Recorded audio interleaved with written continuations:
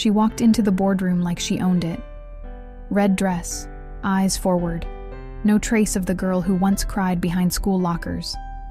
But when her eyes met his, him, the boy who once broke her in front of everyone, something inside her shifted. Not fear, not shame, power. Because this time, she wasn't here to impress. She was here to lead. And he was just another man in a suit, trying to survive the storm he started years ago. What he didn't know was that the girl he humiliated had become the woman who held his future in her hands. And revenge? It wasn't loud. It wasn't cruel. It was silent, professional, beautiful, and this time, unforgettable. Cassie Evans had always known how to disappear in plain sight. It wasn't that she was shy. She had opinions, ideas, a quick wit she shared with people she trusted. But in a world that praised girls with thigh gaps and effortless selfies, Cassie had learned to make herself smaller. She wasn't the girl they posted about. She wasn't the girl who got asked to prom or whispered about in the halls because she kissed someone behind the gym. She was the girl with the big laugh and the bigger notebooks. The girl who tutored others in English, lit, and never wore jeans without a long sweater. She had soft arms, a round belly, dimples on her cheeks and hips that made clothing shop trips feel like minefields. But she also had kindness, so much of it. She brought extra pens to class just in case someone forgot theirs. She remembered birthdays without Facebook reminders. She noticed when someone seemed off, and always checked in, even if they weren't her friend. She was the kind of girl who baked cupcakes on exam day and smiled at janitors, who held doors and said thank you too many times. She didn't expect to be admired. She just hoped one day being good would be enough to be seen. And for a while, she almost believed it. Especially when it came to Jason Whitaker. Jason was light. He walked into a room and filled it with sunshine. Captain of the debate team, soccer star, everyone's favorite flirt. He had that rare balance of popularity and actual likability. Teachers loved him. Students loved him. Cassie adored him. From afar, of course. But he wasn't cruel. He smiled at her when she passed him in the hallway. Said, "Hey," when she dropped her books and helped her pick them up once. Asked her during group projects what she thought. Not just because he had to. And that small kindness bloomed into something she couldn't unfeel. She started watching for him in the cafeteria, not because she expected anything, but because it made her day a little warmer. She started writing poems in a notebook she never showed anyone. Little lines about freckles and smiles and maybe someday. Her best friend Jenna teased her for it. "He's totally out of your league, Cass." "I know," she would say. And she meant it, but she also didn't believe love followed leagues. One evening, while reorganizing her books, Cassie stumbled across a photo of herself from 7th grade. She paused. The girl in the picture looked like someone else, and for the first time, she didn't feel sorry for her. She felt proud, because even with the jokes and side glances, she had kept showing up. She had kept believing in kindness. She hadn't let the world make her cruel. That night, she made a decision. To try, not to impress, but to be honest. She pulled out a piece of paper and wrote. It wasn't poetry. It wasn't dramatic. It was just her heart, unfiltered. "I know I'm not the girl people notice, but I've noticed you for years, and I think you're worth liking. Just thought you should know." She folded it, signed it, didn't sleep. And by morning, her heart beat louder than her fear. She slipped it into his locker before second period. Her hands shook, but something in her chest, something brave and hungry for change, held steady. The next morning, Cassie arrived at school with her heart pounding loud enough to echo in her ears.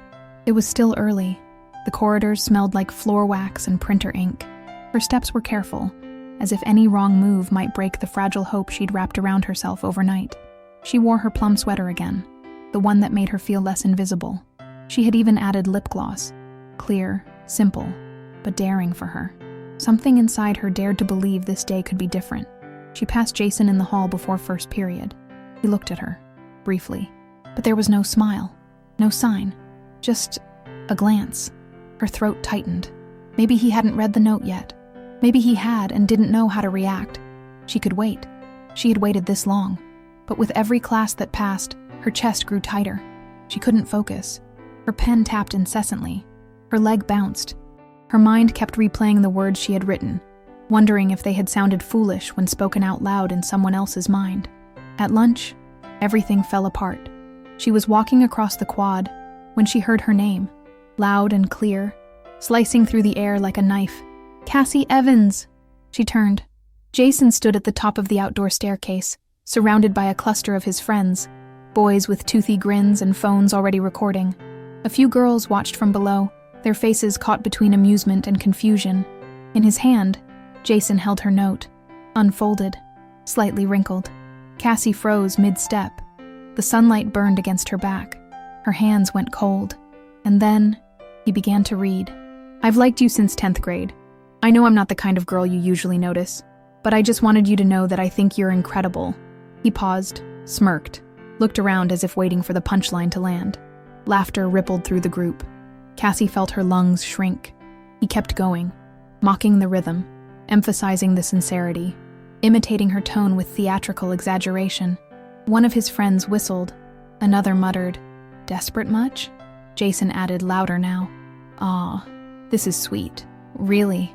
But just to clarify, I don't date girls who write fan fiction about me in secret." The crowd laughed harder. Cassie blinked rapidly. Her vision blurred, not from tears, not yet, but from shock. Jason wasn't done. He looked right at her and said, "And Cassie, seriously, you should know better.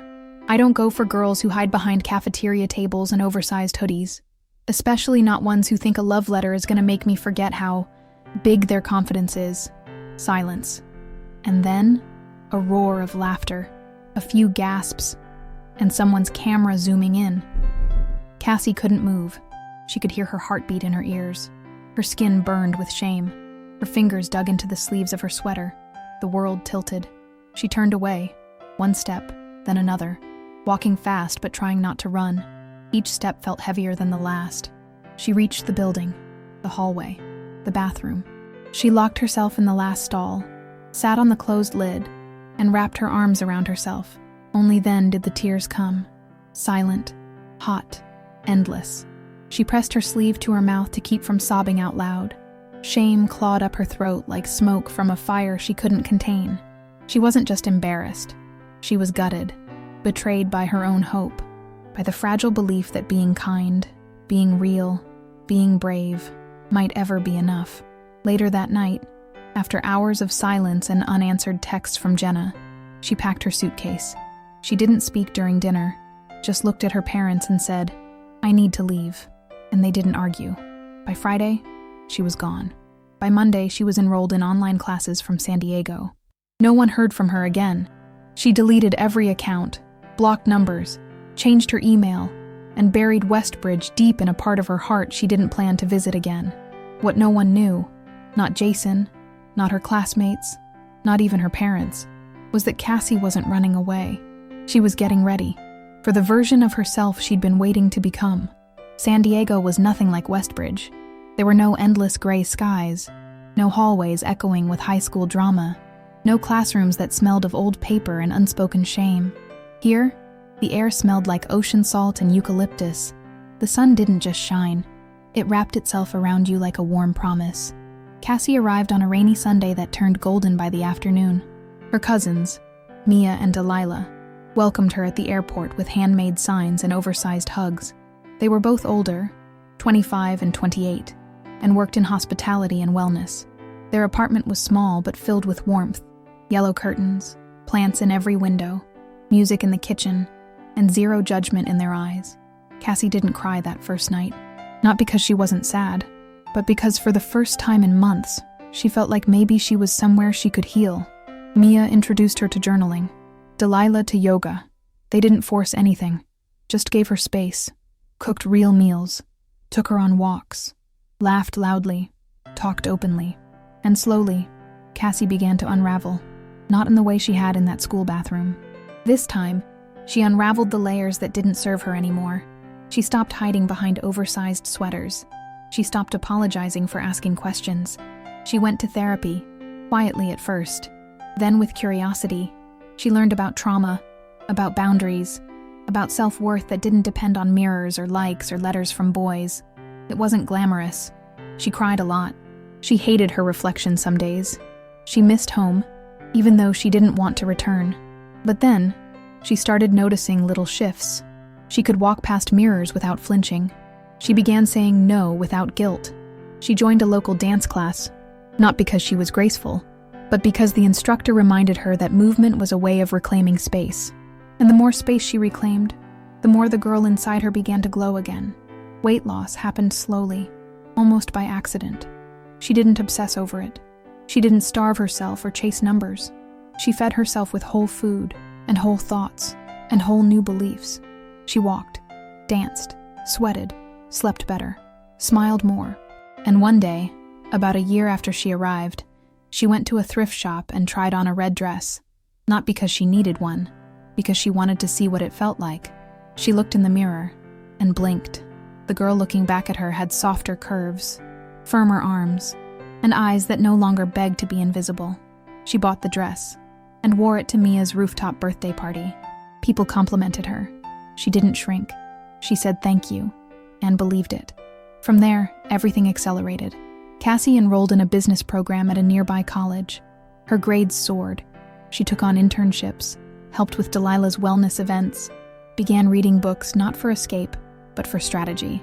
By 23, she had a degree, a portfolio, and confidence that no longer needed validation to survive.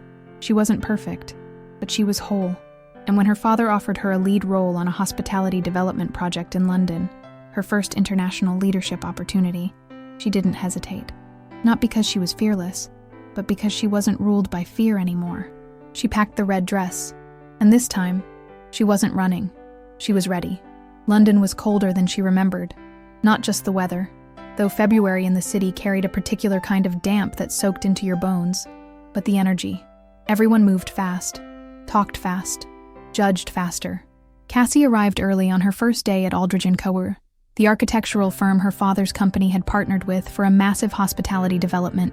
The project was ambitious, a luxury eco-hotel in the heart of the city, blending sustainable design with cutting-edge technology. Her role? Lead project coordinator. Big title, bigger pressure. But Cassie was ready. Her heels clicked confidently down the marble hallway as she stepped into the main conference room, portfolio in hand, breath steady. There were already 5 people seated around the table. She recognized one of them instantly, Sarah Lynn, the firm's top strategist, known for her no-nonsense attitude and immaculate suits. Cassie extended her hand. "Hi, Cassie Evans. It's an honor to finally meet you." Sarah didn't smile.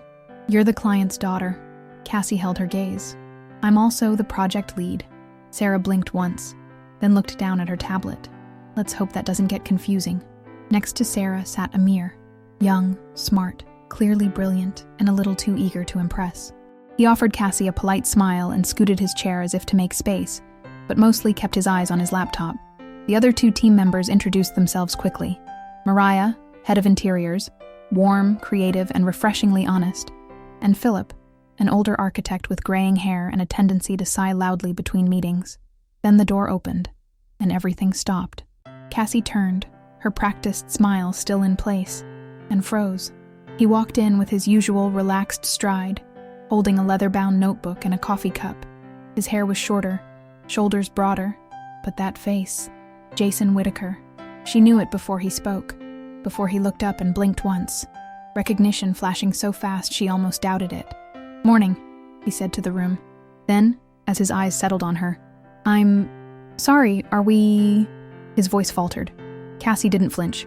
She smiled. "Yes, we've met." A pause stretched between them like elastic pulled too tight. He swallowed. I'm Jason, lead structural engineer on the build." She extended her hand. "Cassie Evans, project coordinator." Their hands touched, just briefly, but long enough for him to know exactly who she was. Sarah raised an eyebrow, already sensing tension.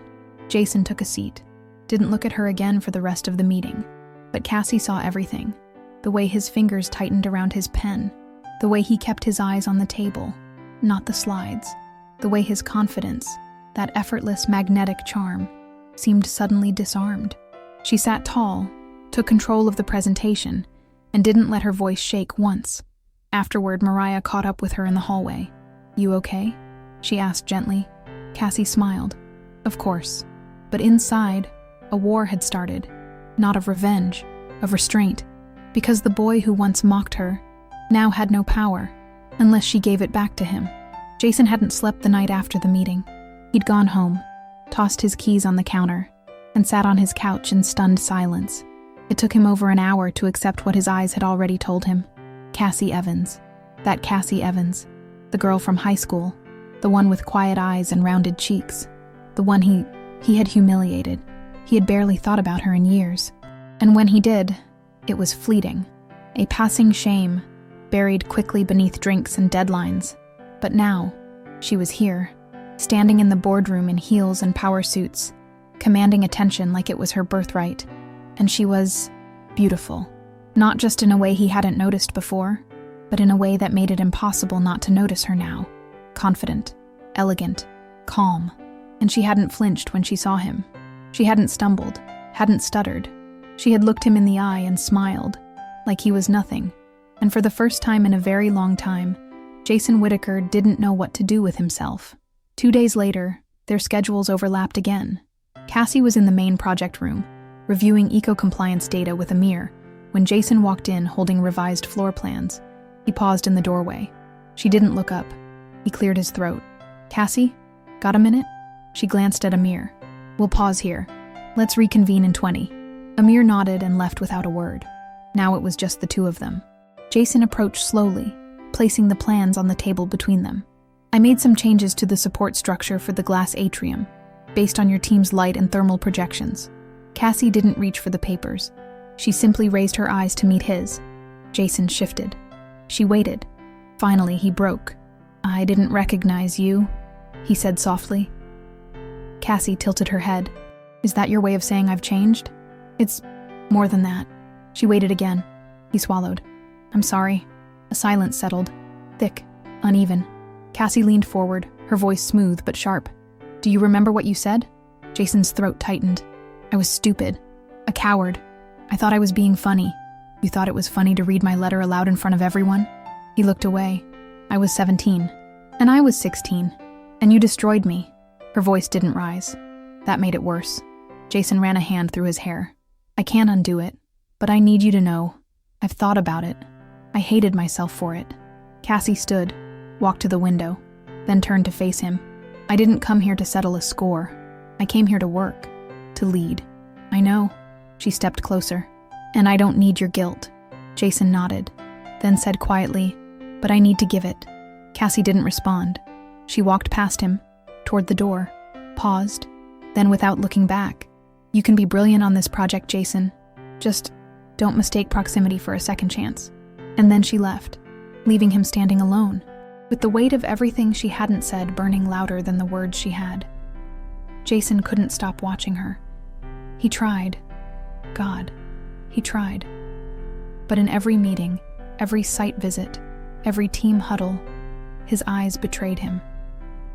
Cassie had become a quiet storm in his world, and he was always caught in her current.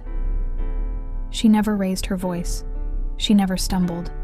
She spoke with precision, confidence, and this terrifying grace that made him question who had really changed, her or him.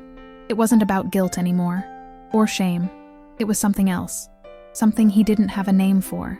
She sat across from him in the weekly planning session, discussing sustainability metrics and client deadlines, but all he could focus on was the way she tucked a strand of hair behind her ear, the way her pen tapped softly in rhythm with her thoughts, the way she never once, not even for a second, looked his way. She had erased him from her field of view, and yet, she lived inside his head like a song he couldn't turn off. That evening, he met with Amir at a local pub to review updated schematics, but Jason wasn't listening. He nodded, answered half-heartedly, but his mind kept replaying her voice from earlier that day. Calm, intelligent, unreadable. Amir paused mid-sentence and smirked. "You okay, man?" Jason blinked. "What?" "You've checked out 3 times since I started talking. I'm not that boring." Jason offered a forced smile. "Sorry, long day."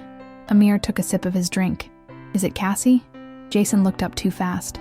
Amir's eyes narrowed. "It is, isn't it?" Jason sighed. "It's complicated. Looks complicated. Amir leaned in. But she's impressive. Jason nodded before he could stop himself. She is. Amir smiled. I like her. She's sharp.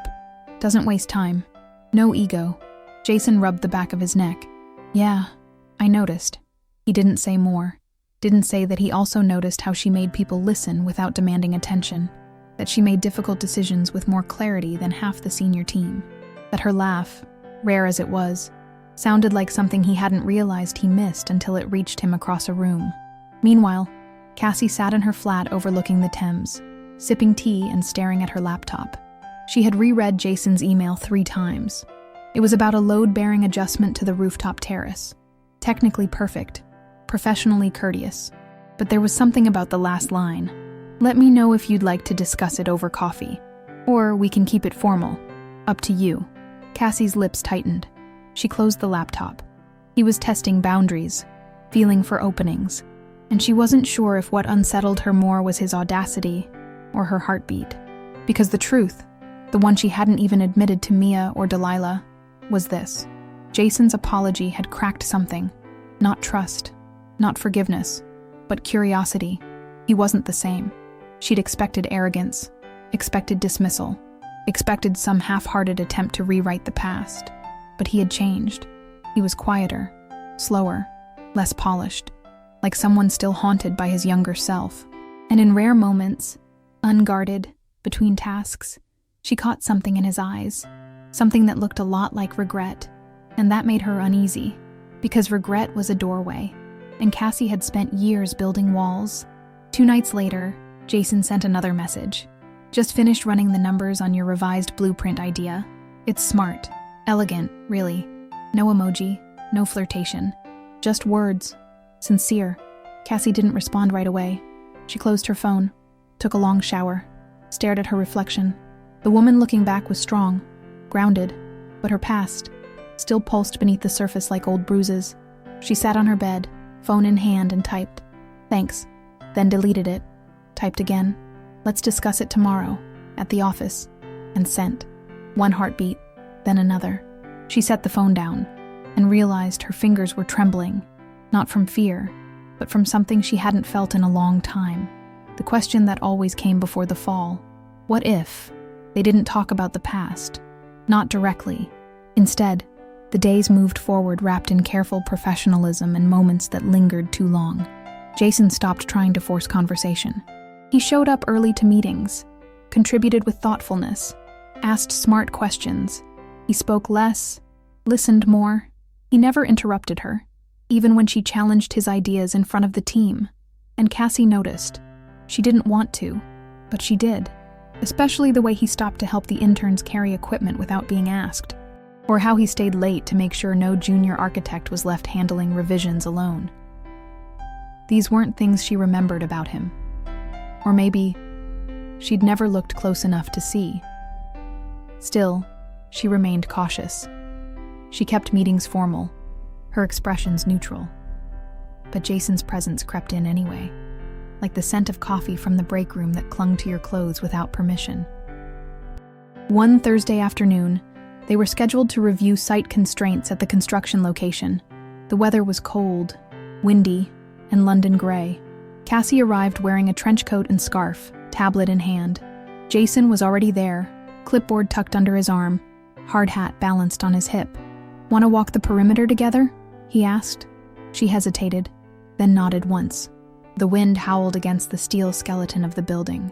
Their footsteps echoed on the gravel as they moved along the edge of the site. For a while, they just worked, pointing at drainage angles, steel supports, materials delayed in customs.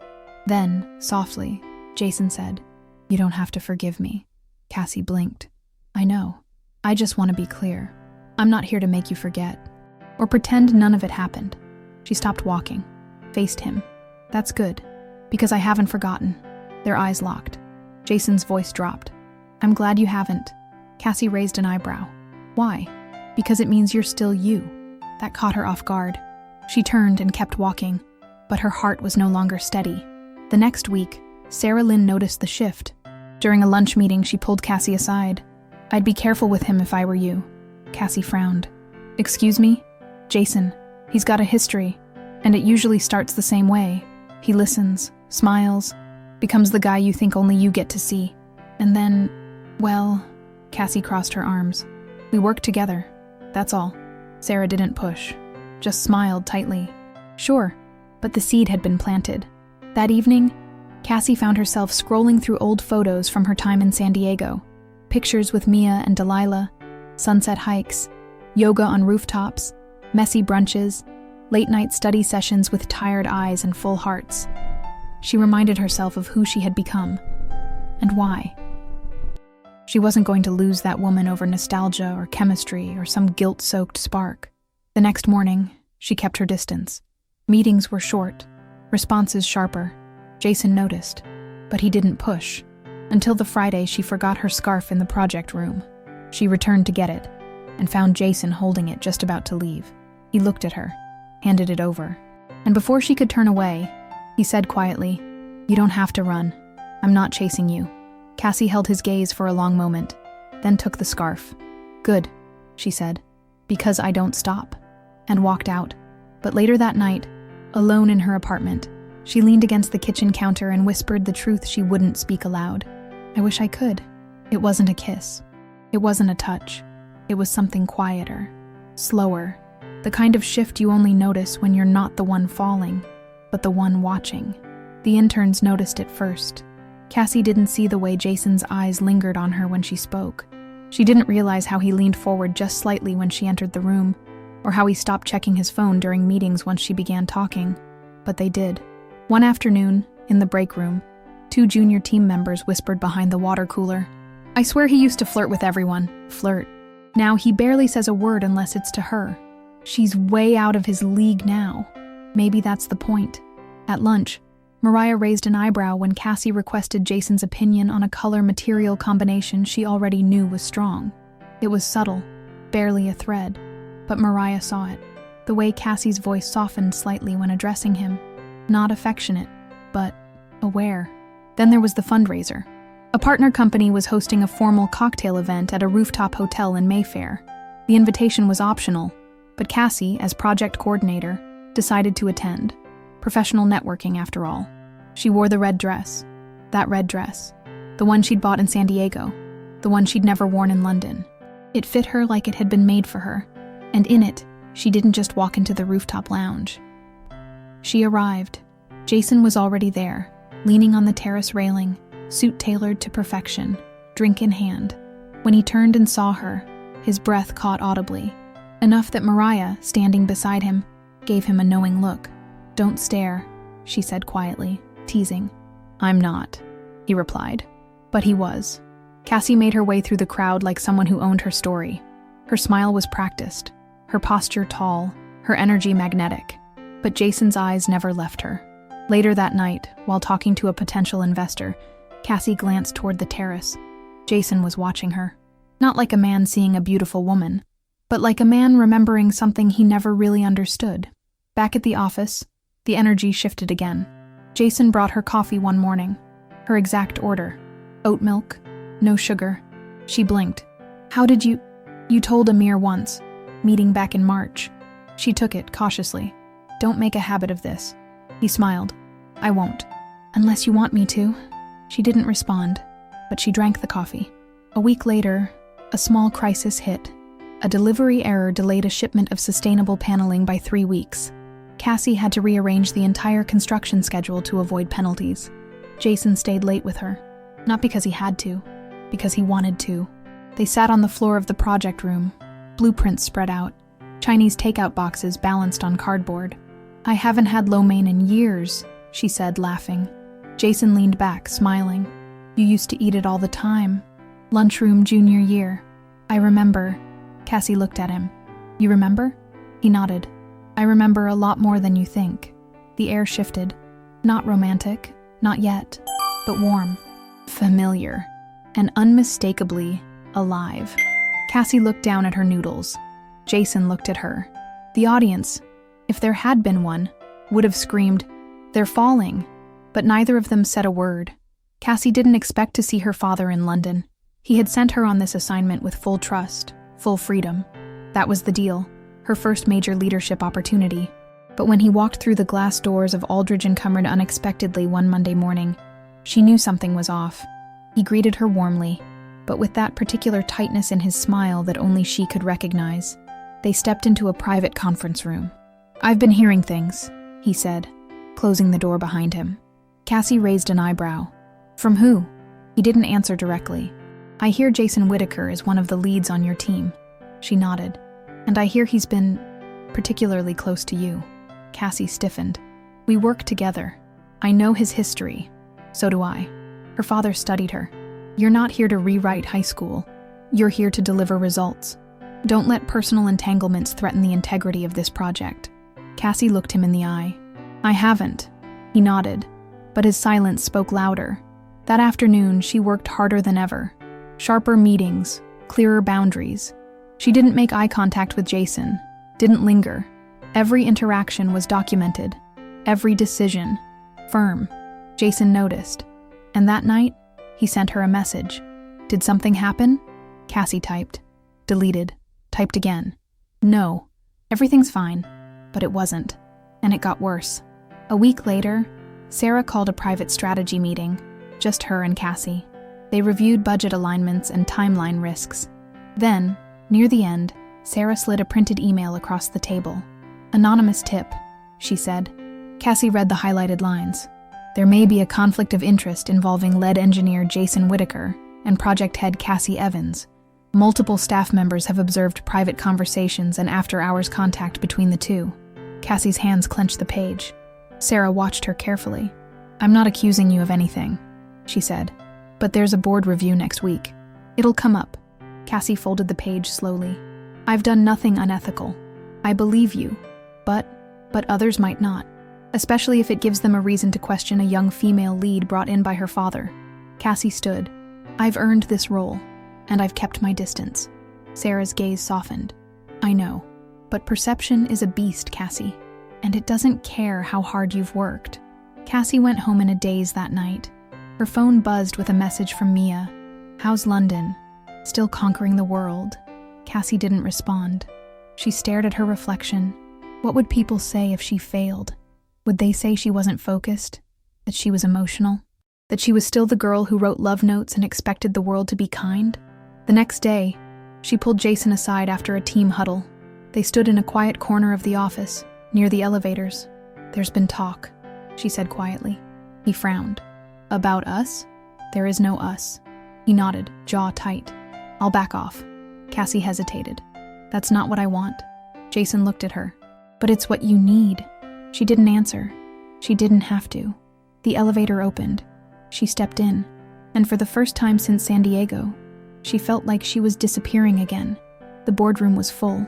10 members seated, laptops open, expressions neutral. Cassie sat at the head of the table, presenting the quarterly progress for the Eco Hotel project. Her slides were clean, her voice steady.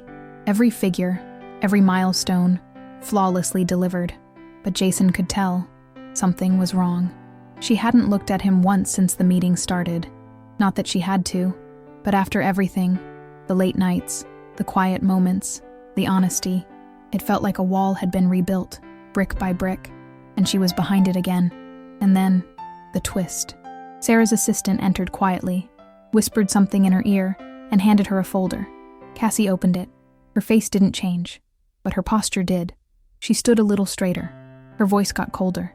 "Before we move on," she said, "I'd like to address a matter that's come to the board's attention." Jason's heart dropped. He knew. Somehow, he knew. Cassie passed the folder to the chairperson, who flipped it open and scanned the contents. Cassie turned to the room. "There's been an anonymous report alleging an inappropriate relationship between myself and a member of the design team." Jason froze. No one moved. "I want to state, for the record, that no such relationship exists. All project decisions have been made in accordance with ethical and professional standards." She looked directly at Jason now. "And if anyone would like to question that, I invite them to review the documented meeting logs, emails, and task reports." Her voice was ice. Jason's chest tightened. He felt like he couldn't breathe. Then the chairperson nodded. "We appreciate your transparency, Ms. Evans." Unless there's evidence to the contrary, we consider the matter closed. Cassie bowed her head slightly, but her eyes never left Jason. The meeting adjourned. Jason followed her down the hallway, past the reception, into the parking garage. Cassie, she stopped, turned. You think I sent that report? No, he said immediately.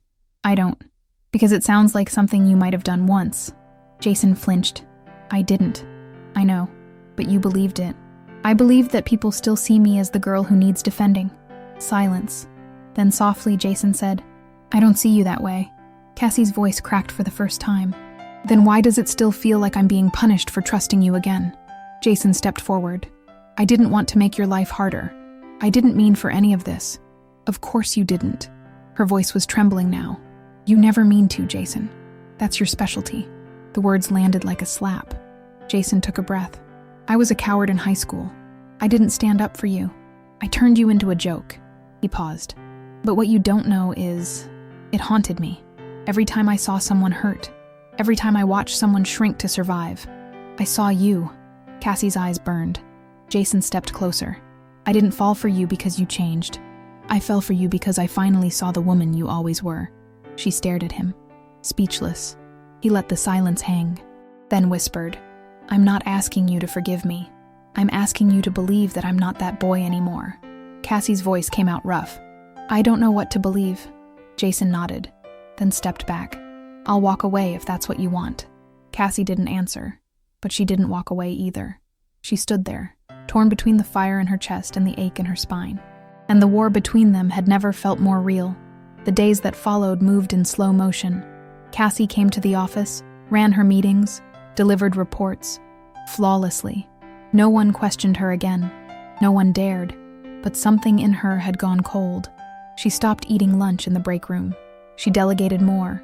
She smiled less. Jason kept his distance. He stopped messaging. He left meetings before she did. When their eyes met, it was brief, controlled, the kind of glance people exchanged when they remembered too much. The only proof that something had once existed between them was in the pauses, those strange, aching silences that hovered after everyone else had left the room. At home, Cassie moved like a ghost. She answered Mia's messages with short replies. She opened, then closed, her laptop a dozen times without typing a word. She stared at the red dress hanging on the back of her door, still dry cleaned, still perfect. She didn't wear it again. One evening, Delilah called. Cassie answered on the second ring. Hey, she said. You sound tired. I'm just focused. Delilah paused. That's what you used to say when you were depressed. Cassie didn't respond. Delilah softened her voice. Cass, did something happen? Cassie turned away from the window. Yes, I let someone matter again. Delilah didn't say anything. She didn't have to, because she knew. Meanwhile, Jason poured himself into the project. He worked longer hours, met with suppliers himself, volunteered for the most tedious coordination tasks. When Mariah tried to ask how he was doing, he just smiled. I'm good, just focused. Same lie, different voice. One night, after a late site inspection, Jason stood in the elevator alone. He stared at the floor number lighting up. 6, 5, 4. Then he hit the emergency stop button. The hum of the machinery silenced. He pressed his hands to his face and exhaled. He hadn't cried in years, but tonight, it was different, because he hadn't just lost Cassie's trust. He had lost the chance to prove he'd ever deserved it. The next morning, Cassie arrived before anyone else. She walked into the empty boardroom, opened the blinds, and let the early sun spill across the table. For the first time in weeks, she let herself feel. Not anger, not pride, grief, because somewhere in the middle of rebuilding herself, she had let someone in, and now, he was gone. Not physically, but in all the ways that mattered. She opened her laptop, typed a message, then deleted it. She stood, smoothed her blazer, and got back to work, because she didn't have time to fall apart again. Not now. Not for anyone. The news came in the middle of a Tuesday meeting. Cassie had just finished presenting a timeline update when the door opened and the firm's director, Mr. Layton, walked in unexpectedly. He wasn't the kind of man who dropped in for casual check-ins. He carried a folder and a look that meant something was about to change. Quick announcement, he said, smiling tightly. Cassie, we've just received confirmation from Aldridge's global division. Effective immediately, you're being reassigned to lead the Paris branch for the final stage of their Chateau Lumière project. The room froze. Cassie blinked. Paris. I wasn't informed of any reassignment, she said carefully. It was finalized this morning. They need someone with your experience, and your father personally endorsed the transfer. They want you in France by next Monday. Jason sat straighter in his chair. She hadn't looked at him once since Mr. Layton walked in. And now, she didn't look at anyone. She nodded. Understood. That's all for now, Layton added. Congratulations. He left. And with him, the air in the room thinned. Mariah glanced at Cassie, wide-eyed. Amir looked stunned. Sarah raised an eyebrow, and for once, didn't say a word. Cassie closed her laptop. Meeting adjourned. Everyone filed out. Except Jason. He waited until they were alone. You're leaving? Cassie didn't answer immediately. She gathered her papers, placed them carefully into her folder, her movements measured. It's a promotion. That's not what I asked. She met his eyes. For once, Jason, I didn't choose the exit. It chose me. He stepped closer. But you didn't fight it. Cassie's voice dropped. Maybe because there's nothing left here worth fighting for. Jason flinched. Don't say that. Why not? Isn't that what you wanted? Clean break. No more questions. You don't have to prove anything anymore. Jason's jaw tensed. I was trying to protect you. From what? Me? Or from your own guilt? He didn't respond. Cassie grabbed her coat. I'll be gone in 5 days. Jason stepped forward. Then let me say this now. She paused, but didn't turn. I wish I could go back. Not to undo everything, but to stop myself before I hurt you. To be better sooner. Cassie closed her eyes and whispered, We don't get to rewrite beginnings. Jason's voice cracked. Then let me be part of your ending. Silence. The elevator chimed behind them. Cassie stepped in. And as the doors began to close, she finally looked at him. Not with anger. Not even with sadness. With clarity. Some endings write themselves, Jason. Whether we want them to or not. The doors slid shut. And Jason was alone. Again. Cassie didn't cry when the plane took off. She watched London shrink beneath her, its lights blinking like scattered memories. The city had never felt like home. It had been a challenge, a battlefield, a mirror. But still, as the clouds swallowed the skyline, something inside her ached. Paris was beautiful. The Chateau Lumière project was ambitious, and already behind schedule. She jumped in immediately. Team meetings, design decisions, investor calls in 3 languages. Her calendar was a mosaic of urgency and deadlines. And yet, she found herself glancing at her phone between meetings, expecting nothing, still hoping. Jason didn't message, didn't call, and that was worse than anger. It was absence. Complete. Total. Final. Mia texted her the second night. You okay? You haven't sent any Cassie-style Paris selfies yet. Cassie sent back a photo of the Eiffel Tower from her hotel balcony. No filters, no smile, just gray sky and steel. She didn't elaborate. She couldn't. Because there was nothing to say that would make the silence feel less loud. Jason wasn't okay. He thought he would be. He told himself that Cassie leaving was the clean break they both needed. That her future didn't include someone like him. That maybe this was fate. Closing a door he'd never truly deserved to open. But the office felt hollow. Every room reminded him of her. The boardroom chair she always sat in. The smell of her coffee order lingering in the kitchenette. The damn red folder she used in meetings, now tucked away in a drawer, untouched. He couldn't focus. Couldn't sleep. He stayed at the site longer than necessary. Stared at blueprints that no longer inspired him. Even the team noticed. You good, man? Amir asked one afternoon. During a lunch break Jason hadn't even realized he skipped. Jason just nodded. Cassie would have told you to eat, Amir added. Jason looked away. I know. That night, he walked through the city, past the Thames, past the cafes Cassie never had time to visit, past the bookstore where he once almost invited her to browse poetry, but changed his mind at the last second. He stopped on a bridge, stared at the water, and realized she had always been stronger than him, even in silence, especially in silence. In Paris, Cassie stood on the rooftop of the construction site, watching workers lay solar panels beneath a golden sky. She should have felt proud. She was leading something extraordinary, but it felt empty, because she had no one to share it with. She didn't want flowers or grand gestures or romantic speeches. She wanted a partner. Someone who knew how far she had come and how hard it had been to get here. Someone who didn't need her to be perfect, just present. And the only person who had seen her that way had stayed behind. The next week brought chaos. The Chateau Lumière project, hailed as one of the most ambitious, sustainable restorations in France, hit a wall, literally. Structural miscalculations made by a third-party contractor compromised part of the rooftop framework. No injuries, no legal trouble, but the fallout was brutal. Deadlines had to be shifted, budgets recalculated, investors reassured. Cassie barely slept. Her days became a blur of hard hats, safety assessments, and boardroom negotiations in rapid-fire French. She handled it all, with clarity, with command, with composure. But inside, something cracked. It wasn't the stress, it was the silence. Because even as the world around her unraveled, there was one person she expected, hoped, would reach out. And he didn't. Not a message, not a word. Not even when the industry blogs picked up the story and plastered her name across headlines like, "Young executive faces major setback in Paris project." Not even then. It felt like a message, a cruel one. "I'm not coming." In London, Jason read the article over breakfast. He nearly dropped his phone. He clicked it open, scanned every paragraph, every quote. Cassie wasn't blamed, but she was alone. The photo showed her in a navy blazer, helmet tucked under her arm, eyes hard as steel. She looked like someone holding the weight of a city. Jason stared at her image for a long time, then opened a message thread he hadn't touched in weeks. Typed, deleted, typed again. "I saw the article. I hope you're okay. You don't need me. But I just wanted you to know I see you." He hovered over send and didn't press it. He closed the phone and hated himself.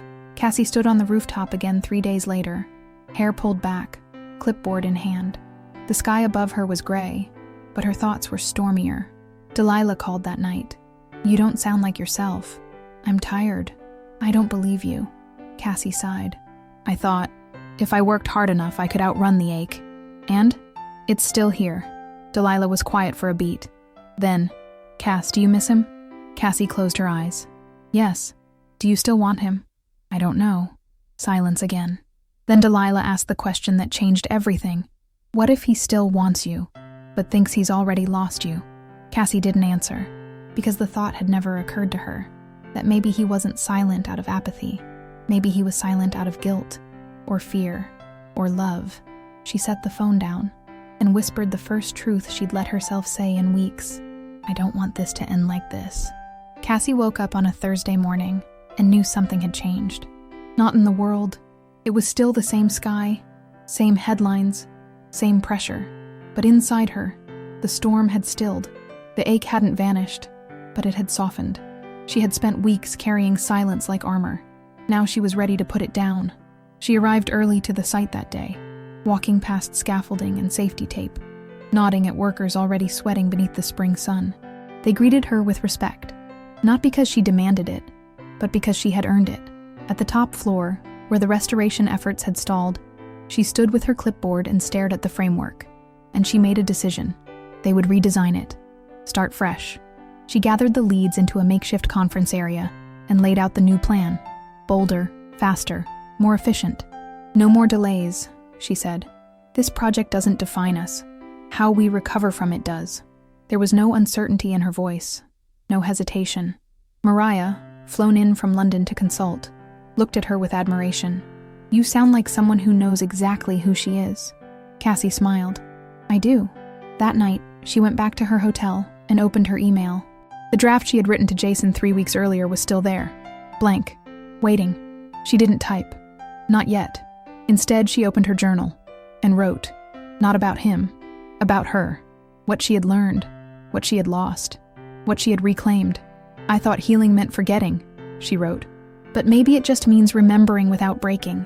The next day, she presented the new blueprint revisions to the Paris investors. They approved unanimously. By evening, the site was alive again. Cranes moving, laughter echoing off scaffolding, music playing from someone's speaker nearby. Cassie stood on the balcony and watched the sun dip below the rooftops. And for the first time in months, she felt proud. Not because she had survived, but because she had led. She had shown up when it would have been easier to disappear. She had protected her name, her team, her vision, without needing anyone else to do it for her. And that, more than love, more than closure, was the win she didn't know she needed. Back in London, Jason stood in the now finished atrium of the Eco Hotel. It was beautiful. The glass panels she'd chosen reflected the afternoon light like water. The structure was solid, clean, a combination of his designs and her vision. He ran his fingers across the edge of the railing and exhaled. She was everywhere, not physically, but in every detail. He pulled out his phone, opened her contact, stared at it. And this time, he didn't type anything. He just whispered, "Wherever you are, I hope you know what you built." And across the channel, Cassie closed her journal, folded her red dress into her suitcase, and smiled. She wasn't done. She was just getting started. She didn't announce her return. There were no emails, no calendar notifications, no LinkedIn updates.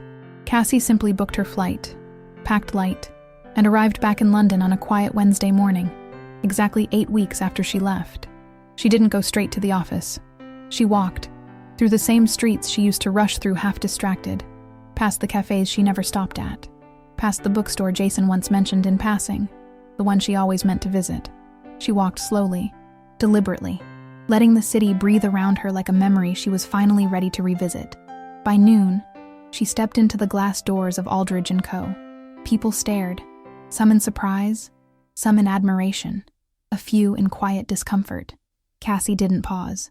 She moved through the hallway like she belonged there, because she did. She walked into the project room without knocking. Jason was bent over a blueprint, sleeves rolled, brow furrowed. He looked up and froze. For a moment, the world stilled. Then he stood. "Cassie?" She nodded once. "Jason?" He didn't speak, didn't move, just waited. She placed a folder on the table. "The Chateau Lumiere project is back on track. I'm here to debrief the board." Jason glanced at the folder, then back at her. "You came all this way for a report?" Cassie tilted her head. "Not exactly." A pause. Then she said, "I came because there was something unfinished." Jason stepped closer. He looked different. Not older, but steadier. "I didn't think I'd see you again. I didn't think I'd want to see you again." Another pause. "But I do." His eyes searched hers. "You're still angry. I'm still healing." He swallowed. "Do you regret letting me in again?" Cassie thought about it, and then said, "No, I regret not doing it on my terms." Jason nodded slowly. "I'm not going to ask for another chance." "Good," she said, "because I'm not here to give one." His brow furrowed. She smiled softly. "I'm here to ask for something better." Jason blinked. "What's better than a second chance? A real beginning." They talked. Not about the past. They'd already lived that. They talked about now. About what they'd learned, what they feared, what they wanted. They sat on opposite ends of the same table they used to avoid each other at. But now, there was no distance. Only air and possibility. And when Cassie stood to leave, Jason reached for her hand. Not to stop her, just to hold it. And this time, she let him. The rain started just after they left the office. London, in all its poetic timing, decided to pour as Cassie and Jason stepped onto the pavement. She looked up, blinked at the sky, and laughed. Jason pulled off his jacket and held it above her head. "Seriously?" she said, laughing harder. He shrugged. "You've changed, but London hasn't." They ducked under the awning of a small cafe and waited. For a few seconds, neither spoke. Then Jason broke the silence.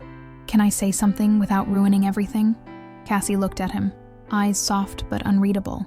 "That depends." He hesitated, then said, "When I saw you again, in that boardroom, I thought I was seeing a ghost. Not because you'd disappeared, but because I never believed I'd be forgiven enough to see you standing that strong." Cassie didn't blink.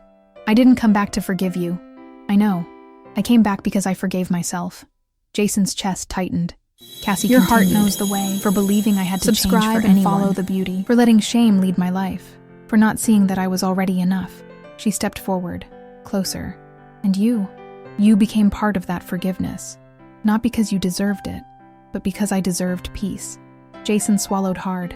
"I've been trying to become the man you deserved back then." She smiled. "Jason, I don't need you to be the man I needed back then. I need you to be the man you are now, with all your past, all your regret, all your growth."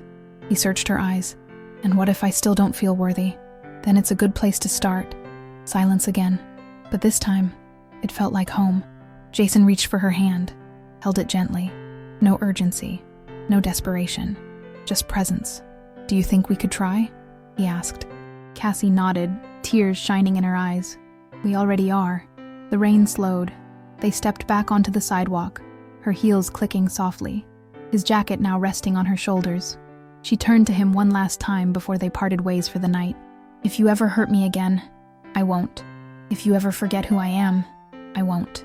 And if I ever feel like disappearing again, Jason's voice was steady. I'll find you. Cassie smiled. Don't. I don't need rescuing. Then she leaned in and kissed him. Not like a fairy tale, not like revenge, but like two people who had finally stopped running from themselves long enough to see each other clearly. The kind of kiss that rewrote endings and whispered, "This is how we begin." 3 months later, the Chateau Lumiere project was completed. Cassie stood beneath the final chandelier installation, clipboard in hand, surrounded by applause. The investors shook hands. The press took photos. Someone handed her a champagne flute and asked for a quote.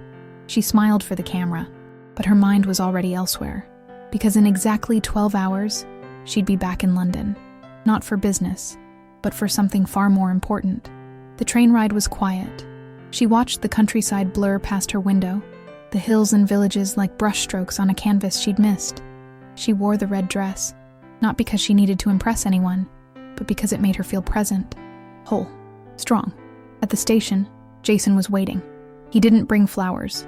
He brought a book, one he remembered she had mentioned years ago, in high school, in passing. She blinked when she saw it. You remembered? Jason smiled. I wrote it down the day you left. They walked to his car in comfortable silence. When they reached his building, she paused. Are you sure about this? Jason turned to her. I'm not sure about anything in life, except that I don't want to keep living in one where you're not part of it. Cassie inhaled slowly and nodded. They went upstairs. The apartment was warm, filled with light and records and little reminders of someone who had learned to slow down. They ate dinner on the floor, talked until the candles burned low. And when the night grew quiet, Jason pulled out a notebook, not the blueprint kind, a personal one. He handed it to her. I started writing letters to you, back when you left. I didn't send them, but they helped. Cassie flipped through the pages, words written in ink and sorrow, and love. She didn't cry. She didn't need to. She just looked at him and said, I'm not a ghost anymore. Jason reached for her hand. You never were. She smiled, then whispered, let's stop surviving and start living. Outside, the city lights pulsed with life. Inside, two hearts beat in rhythm, not because they had to, but because they had finally found the courage to meet in the middle, not where the pain lived, but where the healing began. Cassie stood in front of the mirror, barefoot on Jason's wooden floor, wrapped in one of his oversized sweaters. She looked at herself, not like someone searching for flaws or proof, just looking. For the first time in her life, she wasn't measuring anything. Not her shape, not her worth, not her past. She was simply there, present, enough. She thought back to the girl who had once written a letter to a boy she barely knew, thinking that bravery would guarantee love. She didn't pity that girl anymore. She loved her, because that girl had dared to want more, to speak truth before she knew how to protect herself, to feel deeply, even when it cost her everything. And that girl had survived, changed, grown, evolved. Cassie sat down by the window and opened her journal, the same one that had traveled with her from San Diego to London to Paris and back again. She flipped to a blank page. At the top, she wrote, What I've learned, then paused, and let the words come slowly. You don't have to shrink to be loved. You don't have to be forgiven to be whole. Kindness is not weakness. Strength doesn't always roar. Sometimes, it just breathes. Closure isn't always given. Sometimes you create it yourself. And sometimes, the people who hurt you the most are the ones who teach you how to choose better next time. She smiled, then added one final line. And sometimes, they choose better too. Downstairs, Jason was in the kitchen, humming to a song she didn't recognize. There were groceries on the counter, a pan on the stove, and a note with her name scribbled on it in his messy handwriting. He was still learning, still healing, still growing, just like her. And that was the point. Love wasn't the end of the journey. It was what happened when two people stopped hiding from each other and from themselves. It wasn't perfect, but it was real. And real was more than enough. It was just a rose, single, soft pink, wrapped in brown parchment and tied with a ribbon the color of gold. Cassie found it on her desk one morning, after a night of rain. The air outside was cool, the window slightly open, the city quiet. There was no card, no note, but she knew. She picked it up gently and brought it to her face, inhaling the scent like it held an answer. It didn't promise forever. It didn't ask for anything. It just was. Like love, like healing, like beginning again. Jason entered the room a few minutes later, carrying coffee. He paused when he saw her holding it. "You found it," he said softly. Cassie nodded. "Why a rose?" He smiled. "Because they bloom even after the coldest winter." She looked at him and whispered, "Then let's never fear the frost again." He stepped forward, took her hand, and together they stood by the window, watching the light break across the rooftops. No grand declarations, no perfect ending, just two people choosing every day to begin again. And as the screen fades to black, a final line appears. "The most beautiful revenge is loving yourself so fiercely. No one can ever make you feel small again.